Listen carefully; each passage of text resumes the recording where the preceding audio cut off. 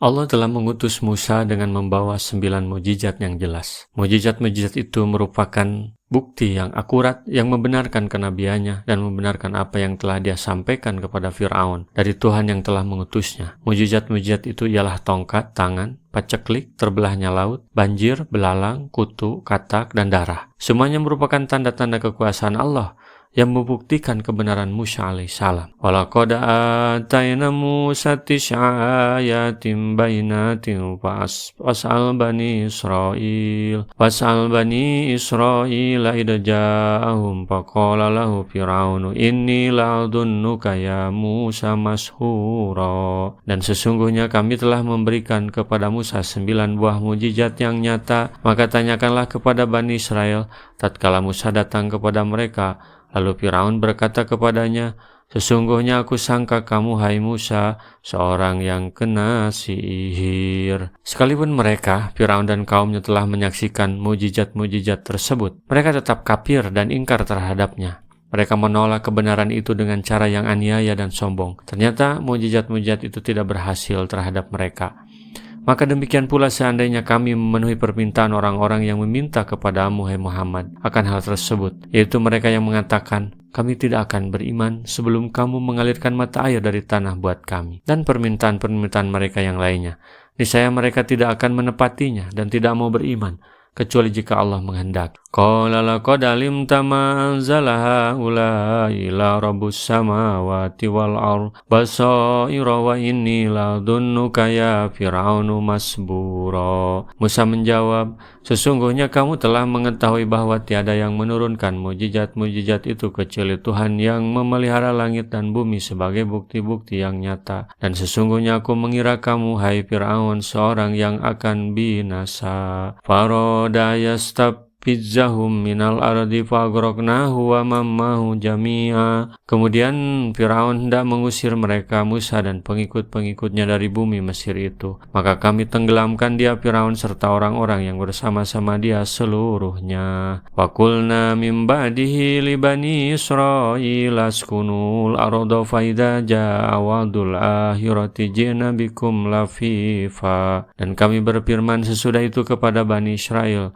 diamlah di negeri ini, maka apabila datang masa berbangkit, niscaya kami datangkan kalian dalam keadaan bercampur baur dengan musuh kalian. Di dalam makna ayat ini tersirat pengertian yang menunjukkan berita gembira bagi Nabi Muhammad bahwa beliau akan memperoleh kemenangan atas kota Mekah. Mengingat surat ini Makkiyah, diturunkan sebelum hijrah, dan memang demikianlah kenyataannya, karena sungguhnya penduduk Mekah telah bertekad untuk mengusir Rasulullah dari kota Mekah.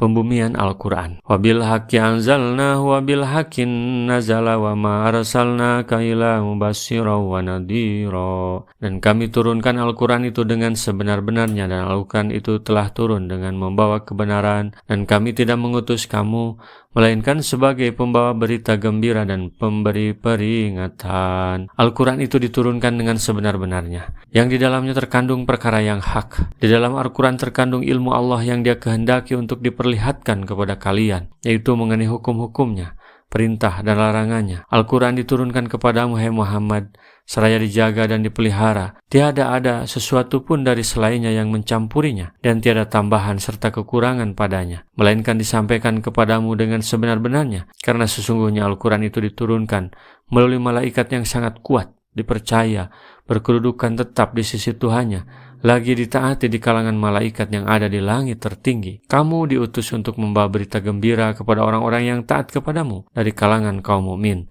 dan pemberi peringatan terhadap orang-orang yang durhaka kepadamu dari kalangan orang-orang kafir. Wa Qur'anan faraqnahu litaqra'ahu 'alan nasi 'ala muksin wa nazalnahu tanzila. Dan Al-Quran itu telah kami turunkan dengan berangsur-angsur agar kalian membacakannya perlahan-lahan kepada manusia, dan kami menurunkannya bagian demi bagian. Kami turunkan secara sekaligus dari Lauh Mahfud ke Baitul Izzah di langit yang terdekat. Kemudian diturunkan secara berangsur-angsur kepada Rasulullah, sesuai dengan kejadian-kejadian yang dialaminya dalam masa 23 tahun. Demikianlah menurut pendapat Ikrimah dari Ibnu Abbas. Kami turunkan Al-Quran itu ayat demi ayat, seraya dijelaskan dan ditafsirkan untuk kamu sampaikan kepada manusia, dan kamu bacakan kepada mereka sedikit demi sedikit tidak sekaligus. Ibnu Mas'ud pernah berkata, dahulu apabila ada seseorang di antara kami yang mempelajari 10 ayat, ia tidak beranjak ke ayat berikutnya,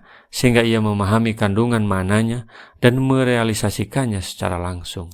Rasulullah SAW bersabda, baligu anni walau ayatan, sampaikan dariku meskipun satu ayat.